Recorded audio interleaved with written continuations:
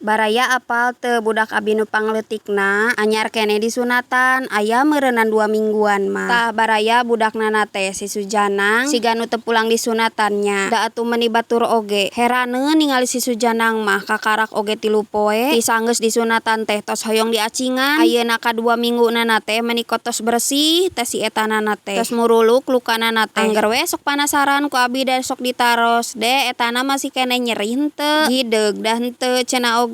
Tah baraya ku abi ayeuna urang pasihan resepna obat kangge luka anu tos disunatan atanapi kangge luka naon wae supaya engal cageurna. Yeuh geura tinggal abi mah nganggo minyak herbal alami. Ieu teh neme dianggokeun sakali ge harita meuni langsung peot. Si getihnana teh langsung eureun langsung meotan geuninganan. Abi oge terang obat ieu teh dipasihan wartosna ti raka abi pas harita uih nyunatan. Cenah mah meuni sae pisan teh obatna teh da bener atuh baraya. Tah ieu baraya obatna teh geura minyak herbal sinergi namana teh. Ieu teh obatna diteteskeun kana anu lukana. Minyak herbal sinergi ieu teh tiasa dianggo kanu pegel-pegel, kanu nyeri awak, kangge ngurut, pokona mah seueur ieu teh mangpaatna teh. Sok geura baraya enggal geura dipesen. Aslina sae pisan. Tah ku abi atos disimpen dina keranjang kuning nya baraya.